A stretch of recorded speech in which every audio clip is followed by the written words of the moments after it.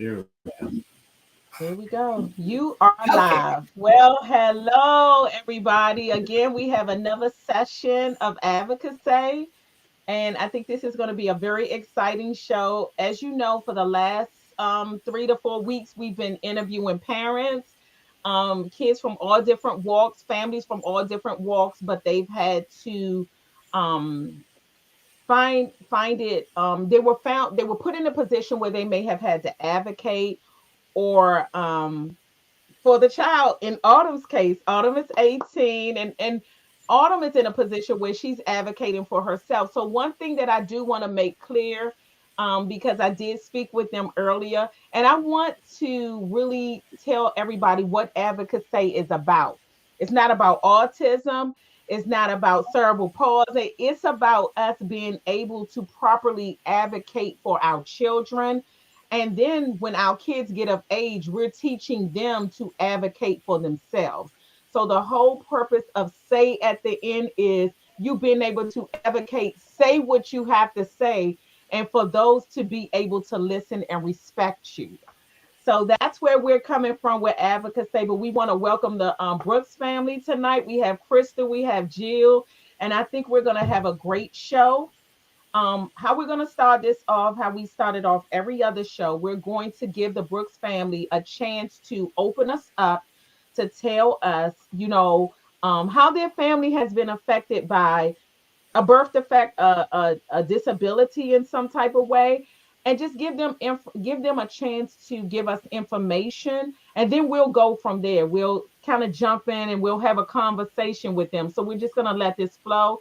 But I'm gonna open up the floor to the Brooks family. We have Velma, we have Mark, and we have Autumn. We welcome you guys. Thanks for coming on. Thank you for having us.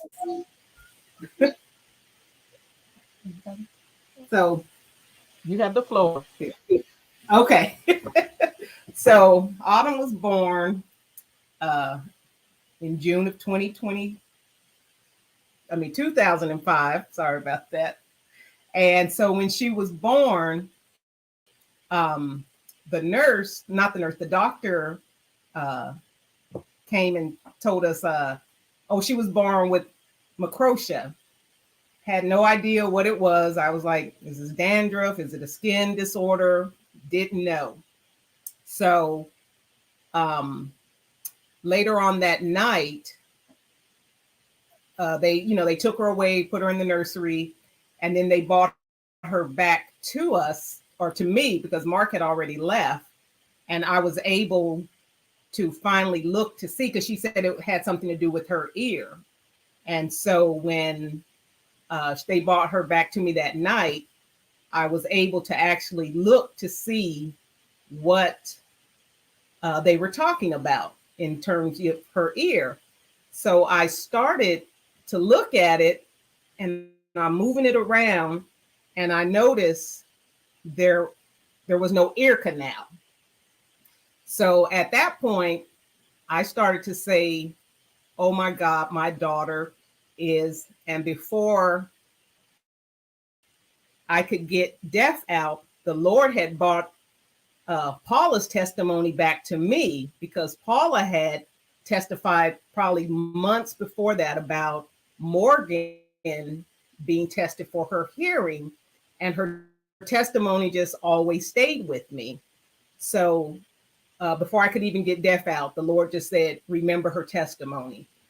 So we had to take a pause, because we didn't know how to deal with this. We didn't know what it was or anything like that. So as I got discharged, the nurse did give us a bunch of information, different doctors to speak to. So we didn't do anything really until she was about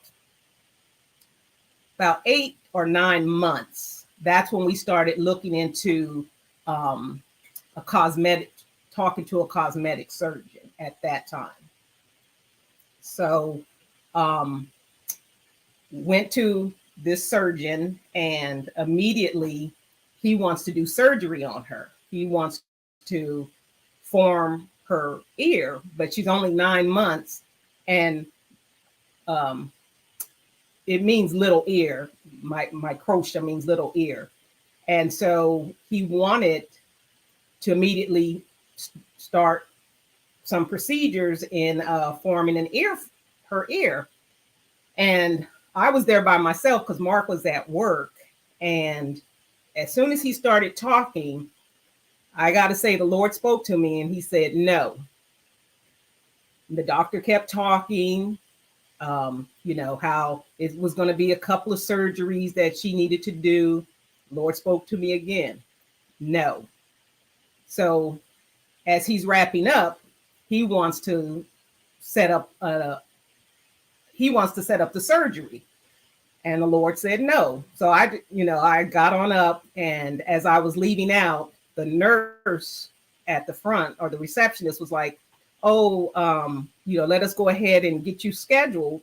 And I said, "No," I said, "I got to talk to my husband because this is a lot you're putting on." And they were like, "Oh, you can still keep the appointment, or you can cancel it later. Let's schedule it." And I was like, "No, I'll get back to you."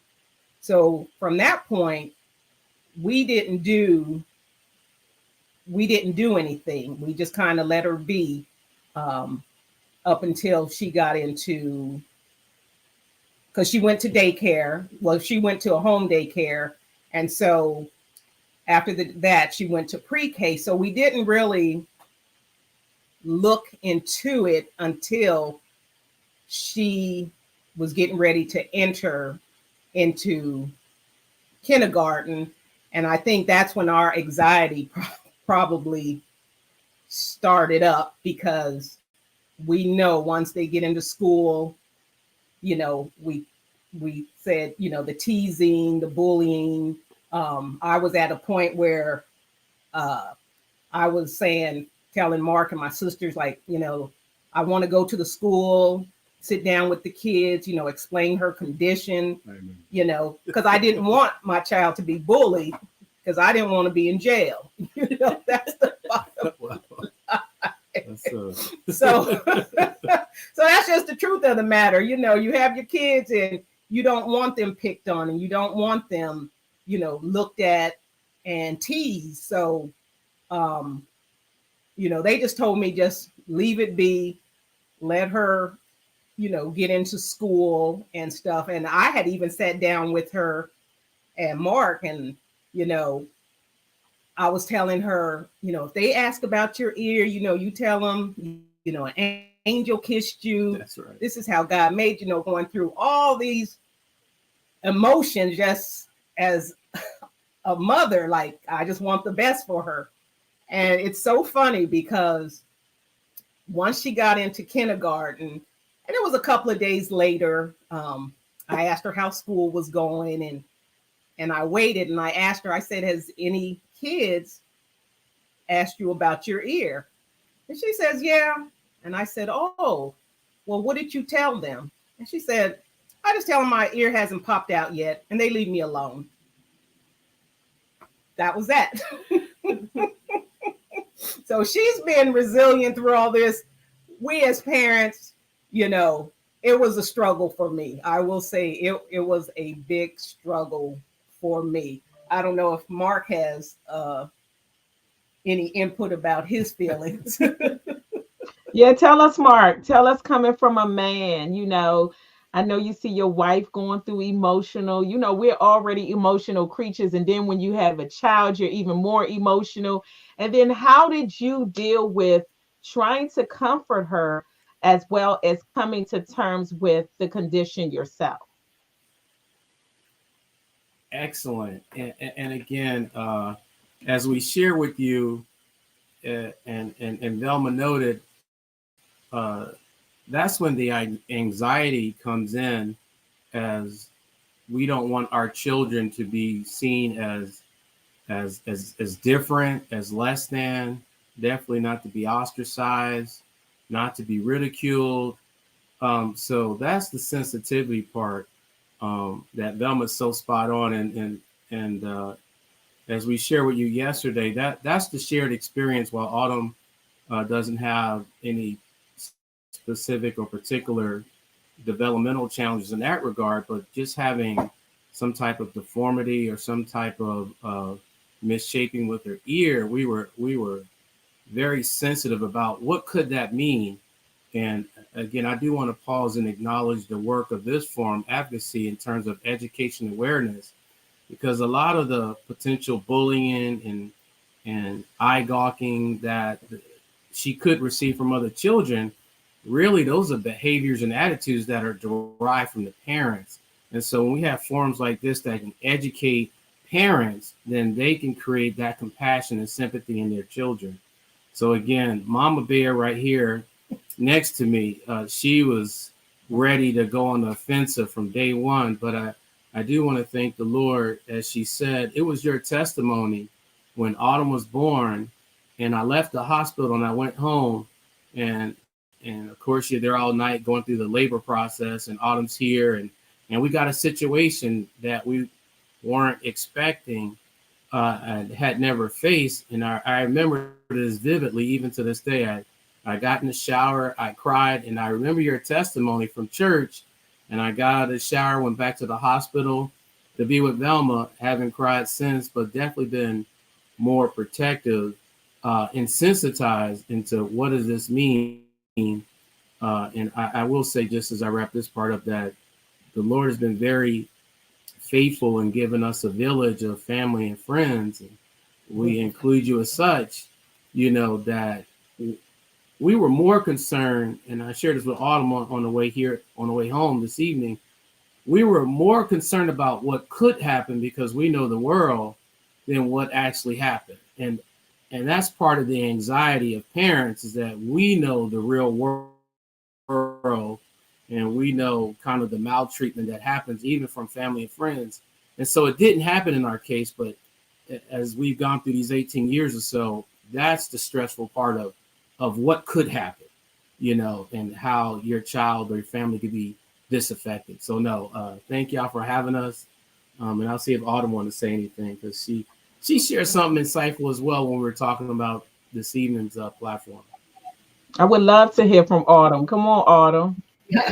I'll put her in the middle. Okay. And while you guys are doing that, I'm going to put some information up on the screen about this condition so that people are made more aware, because I didn't know about it until, of course, Autumn was born with it. But again, they're like family. Everything just becomes normal. And that's when, because we're around people with different, Yes. from different walks of life with different disability, it becomes a normal, and it becomes, she's no different than anyone else. And that's one thing I could say about the Brooks family. They're our second family. They have kept Morgan. They have, handled Morgan the way I do, because one thing I love about them, and I always share this with them, is that they've never treated her any different. They've never treated me any different. They've been part of my village to help me so that I can get away and get some time to myself. And I will say that I truly appreciate them. So they're more like family to me. They go to my church. We, became family as a result, but I love my Brooks family. We love you too. Certainly. So was there anything specific you guys wanted me to talk about? Because I have 18 years of experience with this. So did you want me to talk about more of my childhood or things I've learned now that I am like an older teenager? Well, yeah, I did want to know, does it affect your hearing? Is your hearing affected? So it is on my ear. Would you guys want me to show my ear, or you're not, or would you want me to? Because my hair is covering it right now. I totally can. If you're comfortable. Yeah. Whatever you're comfortable with, we're letting you just kind of roll out the carpet to tell us what you're comfortable with. And as a result, that's how we'll give you questions. So you tell us. Okay. I'm now, as being older, I'm much more open about questions about my ear, and that's like a part of my journey from it. This is what my ear looks like. If you can see it, it's not fully formed on the outside, but the inside is fully formed. So I can hear Oh. Okay. So this is Okay. what my ear looks like. Mm-hmm. Okay. Okay. So the inside of it is developed. So I can hear technically. It's just extremely muffled since the outside isn't developed. Okay. Okay. Okay. Um, One thing that I So wanted to know is, Autumn, how do you deal with, and I guess over time, I guess it has changed, but how do you deal with your peers? Does it cause you to feel like you're on the outside? Do you have to, I mean, do you feel like some people feel like they don't want to even get involved with a lot of the peers because they feel like they're going to be asking questions, and it's questions that you may have to continuously answer? How do you deal with that now, and how has that changed over the years as you've gotten older? Because Autumn is in college, guys. Hey. Yeah. Okay. It's funny. Like my dad said, we were having a conversation, kind of just our own test run of just general conversation about my ear while we are in the car. And something I told him, this is something I told him later, but I'm going to say it now, was that, obviously disabilities are a spectrum. You know, it ranges. I consider, I guess, my condition more on the mild side because, it impacts my appearance and, but I'm still able to continue with everyday life, just like everyone else. But in the same sense that disability is a spectrum, how people with disabilities feel about others asking them about it is also a spectrum. There are people who are very open about it and welcome questions about it. And there's also people who would prefer not to be asked about it and would prefer not to be acknowledged. And I think it's interesting because I've gone from one side of that spectrum to the other. So, I um, can see that. Then tell us when you were on the spectrum, tell us where you were. I mean, why were you at one end and now you're at another end? Tell us what things affected that. And then Jill and Crystal, y'all jump in. I'm going to kind of step back.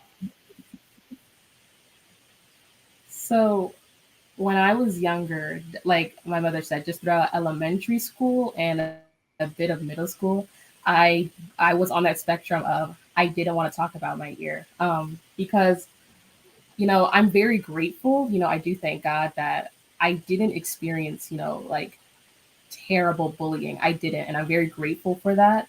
But I still experienced a lot of questions, a lot of questions. In my younger years, it felt like it was a question I heard almost every day. It ranged from what's wrong with your ear, what happened to your ear, why does it look like that, why are you like that. So being as a child, being asked those questions, naturally as a child you think something's wrong with me. So I'm different, I'm odd, I'm defective in some way. So there's this feeling of otherness that I did experience a lot, throughout my childhood years. So I do feel like as a child, I did internalize that. I internalized those feelings of otherness, of being seen as different. I felt like people were always looking at me because, my ear isn't something I can necessarily hide unless like my hair is hiding it. But, I felt like I was constantly being looked at. I felt like I was constantly just under gaze and scrutiny, and I didn't like it. It didn't feel good because, Right. who wants to feel like that they're different from their peers and other people. So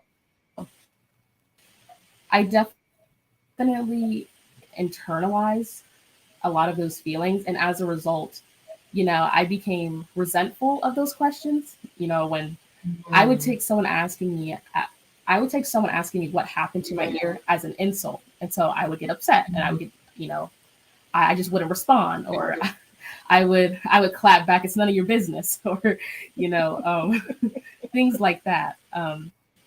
It got to the point where my close friends, this was towards the end of elementary school, beginning of middle school, they knew how I felt about my ear and they knew I didn't like talking about it. So whenever someone new would come around and ask me around them what happened, my friends would jump to my defense and be like, "Why are you asking her that? You don't ask I people love that." it. So I thought, so I'm definitely very appreciative that I had friends who would back me up like that. But yeah, definitely during like the first half of my life,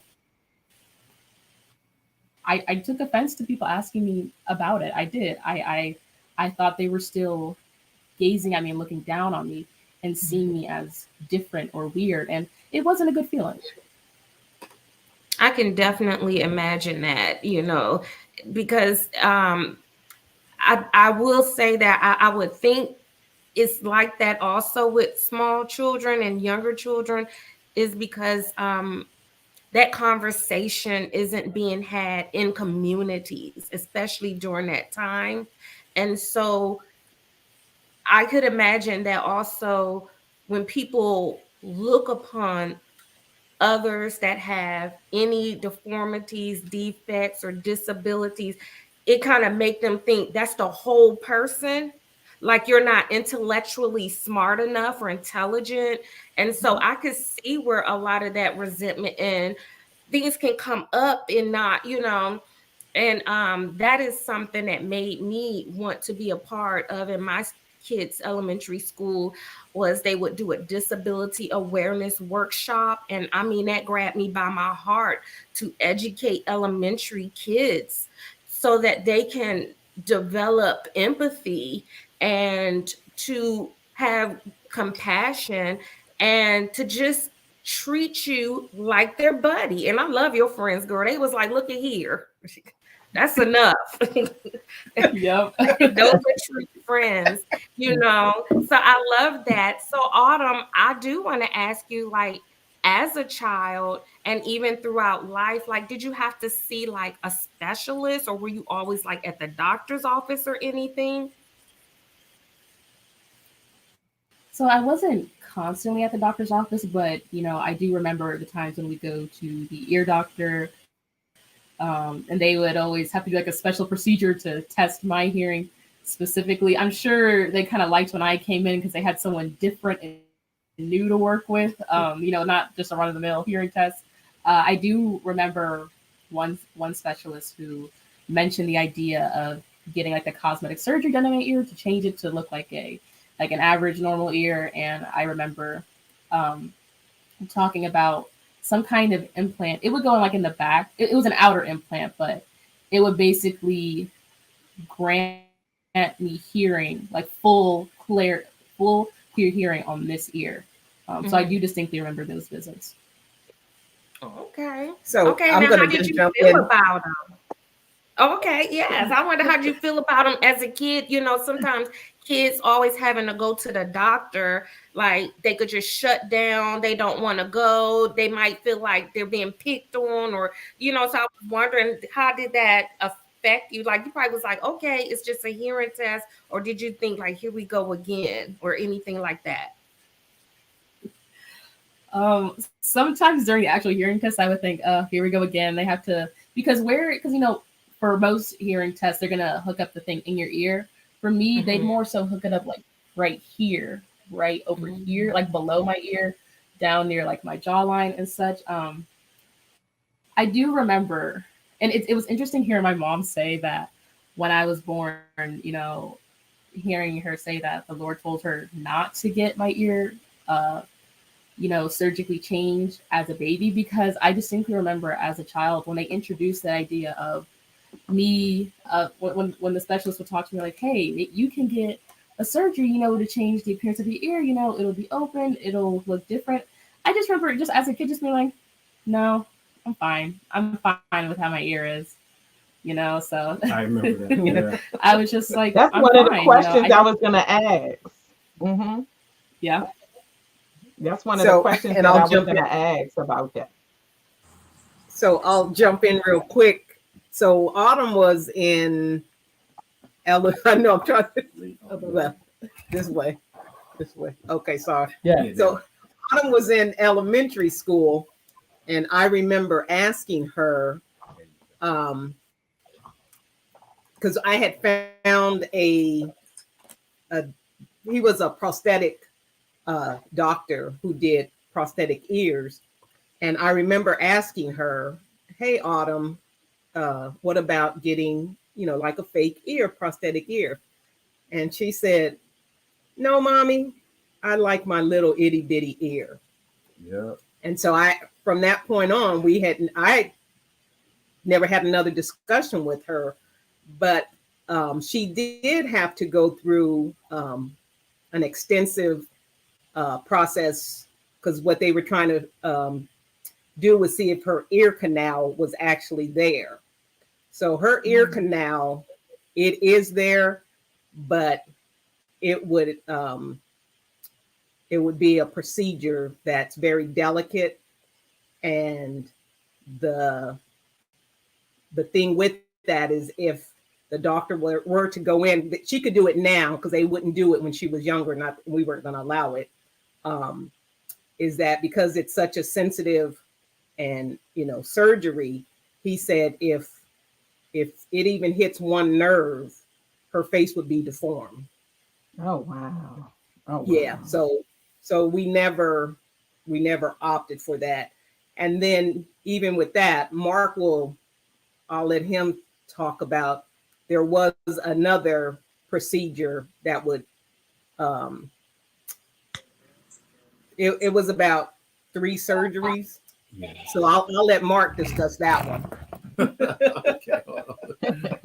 Sorry. Yeah. But yeah, as Velma said, the one surgery option, it involved taking cartilage from her rib area or maybe her thigh area. Then they would attach it to her ear, and then they would go back in subsequently to form and shape it. And again, and that's actually one of the normal procedures to help, reshape tissue and things of that nature. And so again, when Autumn had said, no, I like my ear the way it is, that was definitely a relief. But again, as Miss Crystal said, just Velma, not only did the Lord bless her with a special group of friends that was with her from first grade all the way through elementary school and even thereafter, and I got this from Sister Paula as well, the parent being involved with being an advocate. I can't underscore that enough. Velma participated in all the school activities. So she was like a pseudo employee / PTA / school association member. And why am I saying that? Because the more engaged you are, when they know you're an advocate, even Sister Bunny Smith is in the same, I see her in the same prism, that when they know who you are and that you're looking out for the best interests of your child, they treat your child different. So having gone through this and see the positive rewards and impact of being an engaged parent, they know that if anything goes awry with your child, not only you there, so it's not likely to happen because of proximity of space, but they know that you'll be responsive. You're not going to be laissez-faire. You're not going to be aloof. You're going to be, nope, I'm not only an advocate, I'm a guardian, I'm a protector. And again, that's Velma right. does operate as the mama bear of the family. So, and it's been good. I can't say enough for advocacy, not just in terms of advocacy, but really education awareness. Because people, when it's kind of like the fear of the unknown or what's strange. And me and Autumn talked about this again today, more from adult perspective, in terms of how not only can a child internalize and have some type of self-image, but even parents and guardians, because again, we're always looking out for the best of our children, their welfare, and we don't want them to feel ostracized, set aside, set apart, and excluded. So no, it's again that one surgery, and particularly the potential ramification that if they strike a nerve inadvertently, even trying to do corrective surgery, her face could be paralyzed. So she could be more deformed than the original issue. So we thank the Lord that even as a young age, Autumn was like, nope, I'm good. And then she had friends that would speak up for her if somebody would say something inappropriate, even going into high school. And I'll turn it back over to Autumn. I remember, I think a young man made a comment about her ear, might even said it was ugly. Then her friends at the time jumped and said, your face is ugly. And she didn't even have to say anything. Of course, we're taught to Paula not to go tit for tat in church. But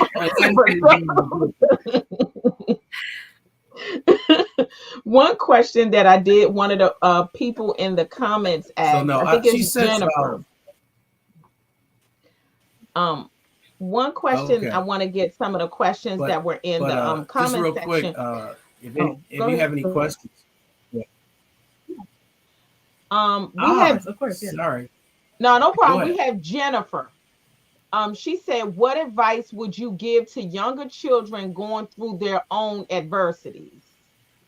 So, Autumn, can you answer that? Like one of our listeners want to know that. Jennifer, thanks for that question.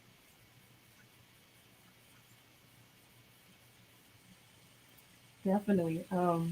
I think the biggest thing I would say that helped me was having people, despite I acknowledge my ear is different, my appearance is different, but it definitely helped me so much to have people around me who didn't really see me as different, and Mm. I think in owning, your appearance, whatever may be different about you, you're like, yeah, I am different, but that doesn't mean I'm wrong. I'm not wrong. I'm not defective. I'm not weird. I'm still me. Yes. And I'm still fine just as I am. I just look differently. I think encouraging that attitude and just building up that esteem, building up the child's esteem so they don't internalize it, like I did. I think that is what's really crucial and key. Very good. Jill, did you have anything? Were there any accommodations that you needed at school that helped? Did you even I have don't an think I really got many accommodations. Oh, Mhm. um, no, I Yeah, because I didn't. don't think you said up closer. No, I didn't. I didn't really have accommodations just because I guess my condition's pretty mild. It's more of an appearance thing, so it was nothing that affected my learning per se because I can still hear, but um I still hear pretty fine. It just might be more on the less side. right? Mhm. Can you get a cochlear implant? Is that one of the things they were talking about? That was one of the implants they talked about. Um, I remember I was younger when they first brought it up to me. Uh, they said, your hair will probably hide it. And I don't know, something was just like, no, I'm If you don't okay. need it, I'm fine. I you could don't get need it. it. You know, Even, I mean, yeah. if there's no reason I for did. you, good for you. I mean, it's a lot less stress on your body and everything. Right, right. Mhm. And I did actually think about that recently. I remembered I could get the cochlear implant. I did think about that a year or two ago.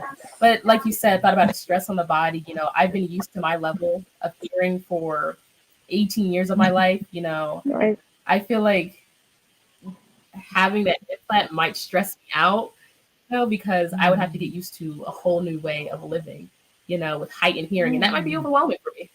Sensory wise, it probably is. Mhm. Mhm. We have another I question. remember Kimberly, that. Kimberly Kharkov. Hey, Kimberly. She wanted to know where, I guess, because, and I'm asking her question, but I was trying to understand exactly what it is. Kimberly, I hope I'm asking it correctly. She wanted to know, was it ever a problem where you sat in the classroom? And I guess she's talking about from the fact that your hearing was a little off. Did you have to sit somewhere special in the classroom?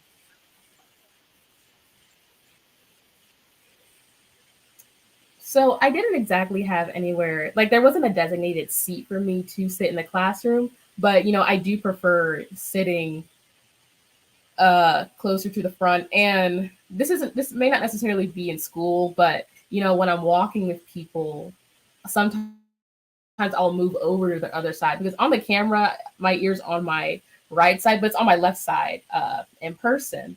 So I always have to kind of walk. Sometimes I'll be with someone. I'm like, oh, give me 1 second, and I have to go on the other side of them because I can still hear them on the side, but it's muffled. It's hard to hear. So I'll move to the other side. So that's one of the biggest adjustments I find is making sure I'm positioning. I have to position myself to hear people. I didn't really have people do it for me. I can understand that. It makes me think of like as kids, any kid in class, I remember back in the day, if you wore glasses, they always kind of really wanted you to the front of the classroom. And so that's what I thought of when Jill was asking, like, was an accommodation made, like, just to make sure that you could hear? Would they like, hey, we prefer like just in the front of the classroom? Like being in the back would probably not be the best for you, or for people who wear glasses and can't see the board. So I was just wondering, and then you probably get a lot of the noise of other students in the back that could muffle what the teacher is saying even more. Now, some of these classrooms are so high tech now. They wear the mic right here on their chest, around their neck like a necklace. And I come into classrooms, I be like, how these kids deal? This teacher loud. But I think it's probably great for a lot of students. It's probably attention getting to get a student's attention and help them stay focused. So that's how I kind of thought the question was like, were there any accommodations? Like, did teachers ever be like, or as a parent, Velma, if you was like, my kid needs to be close to the front. Now, let me tell you, my kid with ADHD, he needs to be as close to the teacher's desk as possible, even with a parapro. He needs to be within her eyesight. And that's just me as a parent advocating for my kid. He does not need to be in the back. He does not need to be near the door, because then he's going to need to go to the bathroom. You know what I mean? As a parent, we be like, I know my kid. This is where my kid needs to be.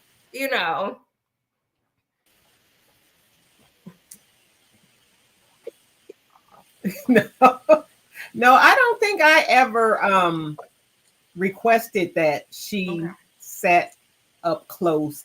And I guess because we did, her hearing regularly, Mhm. like twice a year. She also would she would get it clean. They have a device that would clean the wax out of her ear, because it would be wax build up. So I don't think yeah, as far as school accommodations, I never put in any type of request for her. And then her last name is Brooke, so that automatically sat her up in the front. Yep. So With the You didn't A. have to do anything. You good. yeah. Someone else asked a question. We have Sister Beverly Armstrong, my mother-in-law. She had a question. She wanted to know, did you have to educate did you have to educate any of the teachers as it relates to her illness? I guess as she was going through school, did you ever have to go and talk to the teachers about her condition? No, um, no, I never did. Because I think when I wanted to go in and speak to the kids, and they just said, let her go and see what happens. So, and I never had any question. The teachers never asked or inquired about it. So that was a good thing. Did you go every year to speak to the new class? Or was it just a one and done and the majority of the kids followed, grade by grade anyways? No, I oh no, I never went and spoke to them. My husband and my sisters talked me off the ledge.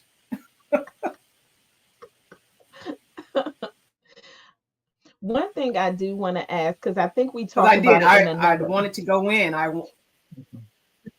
Mhm. We talked about it in another podcast, and I wanted you to elaborate on this. You said one time that something about her not being able to go swimming. What are some of the other restrictive activities as a child that Autumn couldn't enjoy?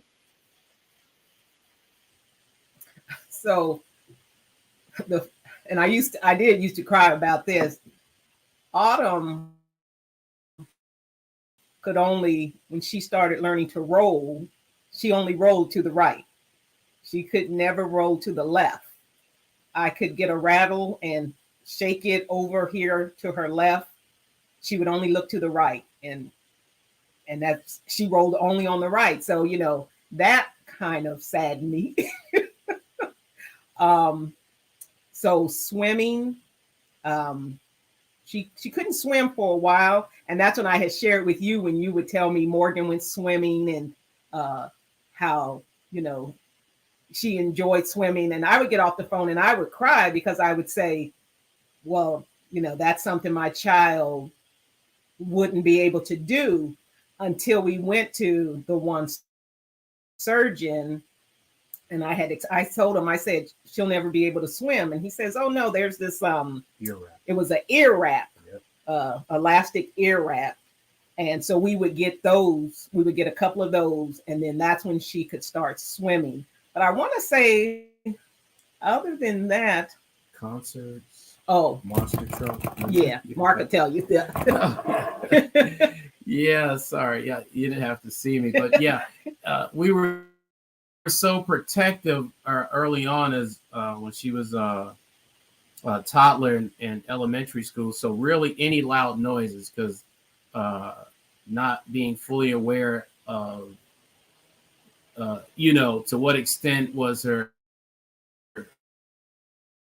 ear canal developed, and how much she could hear, you know. So any concerts, and I remember particularly there was like a monster truck thing that we took our nephew to, but she couldn't go because the revving of the engine was so loud. So it's just always being sensitized to loud noises and anything to where her ear could be damaged, to include swimming and water ears, what I think they call it, but Yeah. there's a more appropriate term. And she couldn't join the choir. Oh, right. She couldn't join the choir because of the music being loud up there as well. So no, but just being, you know, as a parent, overly protective, because, you know, she has the one good ear, and you wouldn't want anything to degrade that.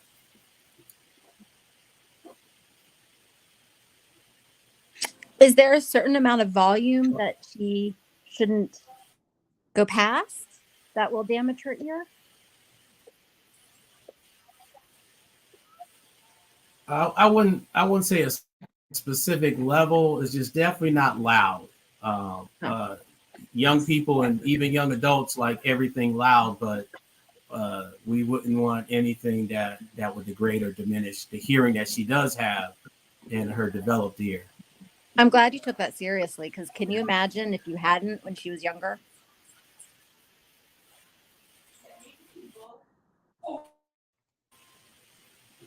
And now, indeed, but the humorous thing now is you see young people, they all walk around with headphones, so it's, or ear pods in their ear. So it's I'm glad that wasn't prevalent when she was coming up.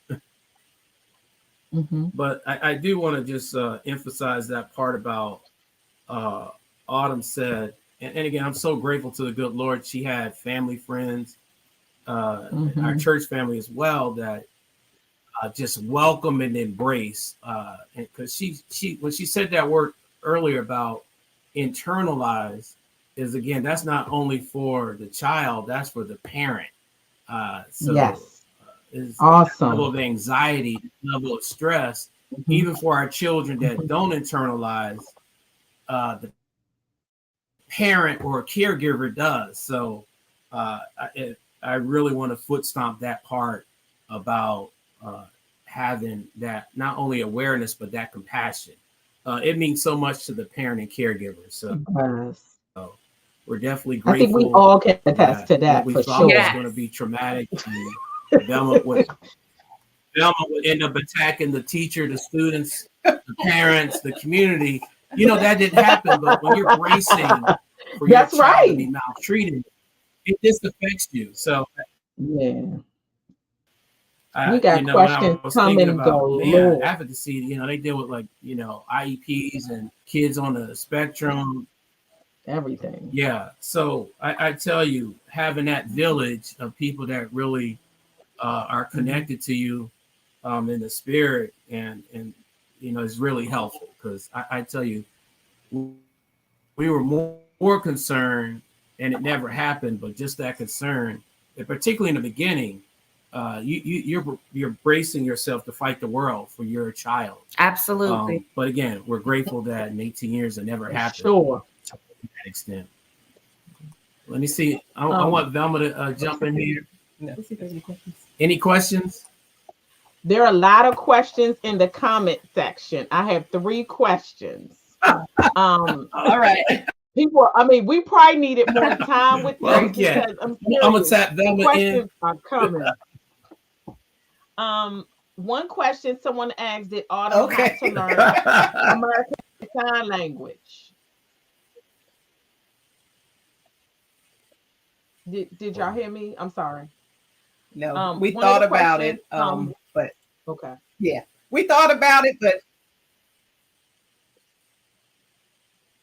Okay. no, she didn't do a sign language. Okay.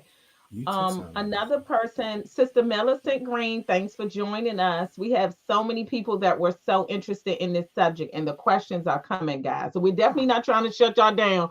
But if we can't get to all of the questions, I'm gonna ask the Brooks family to go through and answer them personally. But we have someone else. Sister Millicent said, "What were some of the talks that you had with Autumn to build her confidence? At times, she struggles with that."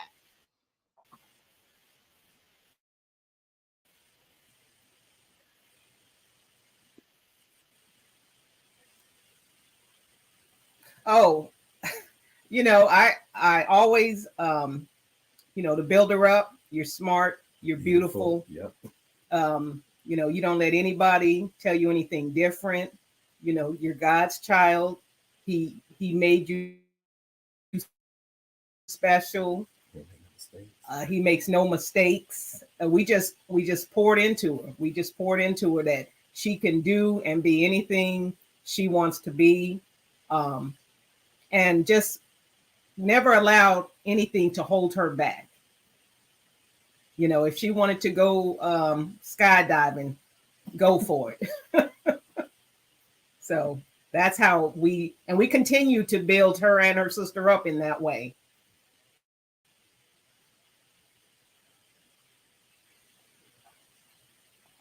Crystal, did you have something? I know you were taking your mute. I ain't wanna. I was shooting the questions at them because I know the people are asking, and I think Sister Jones said the same thing. Did she have to learn sign language? They said no, they didn't do that. Yes. Mama.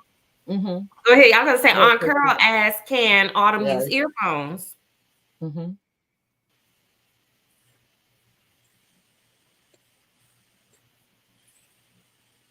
Can Autumn do what? Can she use earphones? Oh. Okay. So I can, except they're like half effective since like I can only use them on my right ear, the one that's developed. So I can use earphones, and I do use headphones, the more the over ear ones, but I am capable of using them. But it's not fun when the right one specifically goes out because then they're kind of done for me. Okay. Okay. That's good. That's awesome to hear. And I do have a question. You mentioned you was like, if Autumn wants to skydive, she can skydive. And I do have a friend who like they're affected, like when they get on the airplane, they see like an ear, nose, and throat doctor, and they just really have a lot of anxiety because they have to get those tubes in their ears. They go through a lot, and so they rather not travel. And I was just wondering, Autumn, are you able to get on an airplane and travel? Are you affected in with your ears in any way?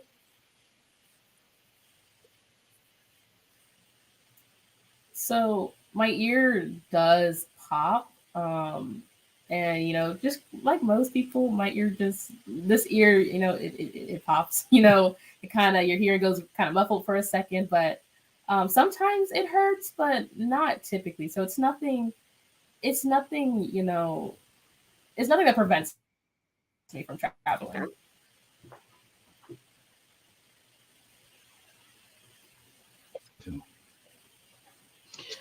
I wanted to ask too, and I wanted to stress kind of piggybacking off of what Mark is saying. Not really a question, but I do want to ask a question. But the comment, one thing that I will stress is that with Millicent, what you said, what were the talks that you had with Autumn to build her confidence? I can honestly say, not that Morgan is cognitively able to understand all that we're telling her, but I will say this: she understands she's loved at home. Love is her safe zone. This is her safe zone. When all else fails, this is her safe zone. So I think what parents need to understand, most importantly, is that just like when, like we say, the mother, the father come home and we done fought at work, we done fought on the streets trying to get home in the traffic. When we come home, this should be our safe zone. This should be our fortress, you know. And I think more Indeed. importantly, I talked to my son the other day. We need to go back to the basics where we know if this is the only love that they have, this is all that they will ever need.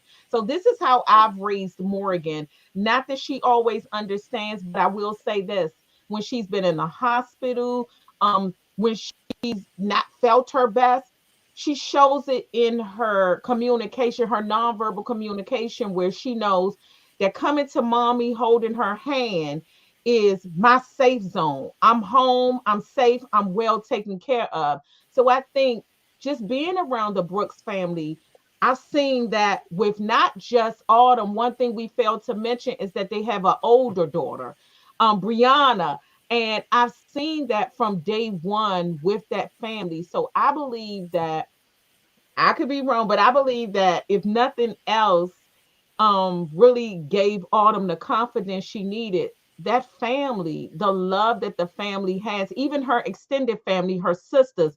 I've experienced that with my cousin Crystal, with our family. Our kids are embraced, they are accepted. So when we leave our home and I go to Crystal's home, Morgan is loved there. When I go to my new family's home, the Goldstein's home, Morgan is accepted there. She's loved at the Lavere's home. Everywhere that we take her, it's an extension of the love that she has. The Carrie home was her home, her second home coming up, you know, my mom's home. So I think if nothing else that we need to teach our kids, we need to teach them like the safe zones. You're safe in these zones. You know, you got enough to deal with in the world, but at this point you're on safe ground right now. Um, and one thing I wanted to ask about was the cleaning process. I heard you say Indeed. something about the cleaning. What does that look like, and how often does Autumn have to go through that?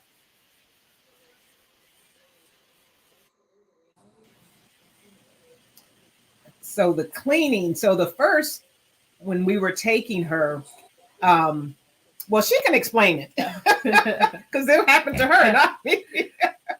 So, um, for just a little background, because only one of my ears is like fully developed and open, my ears don't exactly, this might be a little gross, but they don't exactly filter out earwax per se. So I deal a lot with, the wax buildup, which, kind of muffles and like kind of reduces my hearing a little bit.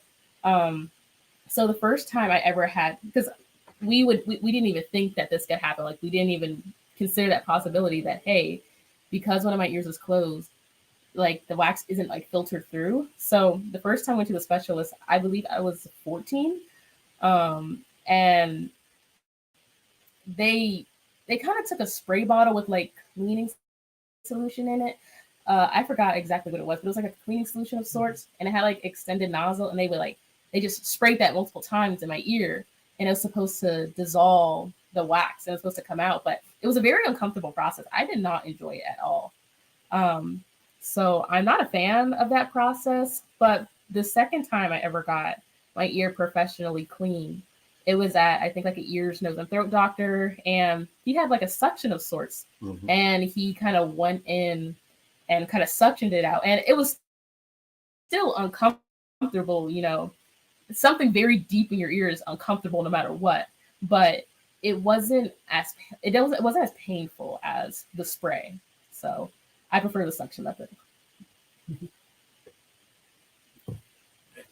Hey, Sister Paula, Yes. Oh, just real quick, I had forgot this part, but at our church, uh, under Family Life Ministry, we actually did a panel, and you were a part of that, Sister Paula, and it was talking about different types of families with different type of needs. So again, just going that education awareness leads to a safe space, and so it's all relative. So I wanted to make sure I didn't forget that part, and like Miss Crystal, she actually mentioned earlier about uh, Velma and her desires to go up to school to kind of confront the little kids when Autumn was in kindergarten, first grade, and again we're grateful that didn't happen. But again, she was a volunteer at the school, so she was physically there, and so the other kids and their parents, and they grew to love Velma and Autumn, but to that point about that safe space to where they could see that she was different, but that didn't mean she needed to be treated different to where it had a negative impact. So no, I wanted to make sure that education awareness piece, that's what leads to the safe space, and that's how all of our children can be embraced and accepted as appropriate. So I didn't want to end. I know the hours is kind of far spent, but I definitely I remember that session that we did at church. So no, thank you. Anything else, dear?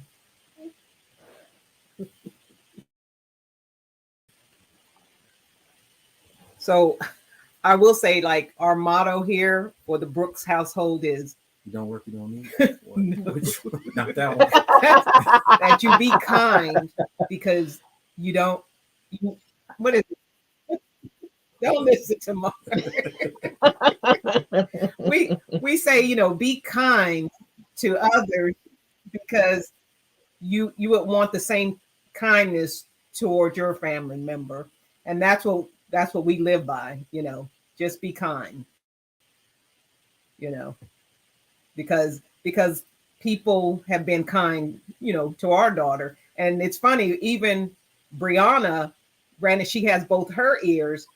She has a little stub where it didn't develop, but it's something with these Brooks's ears. Yeah, it's a genetic. Is it genetic? Maybe. It is. Mark is saying yes, it's genetic. Yeah, that's what they said. I believe it is too. Yeah. It's not a monk thing. Let's don't point fingers now. Yeah, no. Okay, so we're about to close out. So, yes, but I think yeah. Crystal and Jill, did you guys want to give some closing? Did you all have anything else? I just wanted to say once again, I've told Paula this over and over again. Your church sounds awesome. I love your church. It is. It's Come on, Pam, come on. Great people, and these people have become my family. I love them. Yeah, Yes. Crystal. I've enjoyed you, Brooks family, and I appreciate you sharing your story with us and with everyone that's listening in. It is so important, and I really appreciate it. Well, we definitely thank you guys for having us. This has been great, and us so able I to just share our wanna- story. Yes. Yeah, so I want to close out by saying thank you guys too. I really appreciate it. It was never a hesitation when I asked. They were like, "Oh, for sure." But I think ultimately what we're doing this for is not for fame or fortune.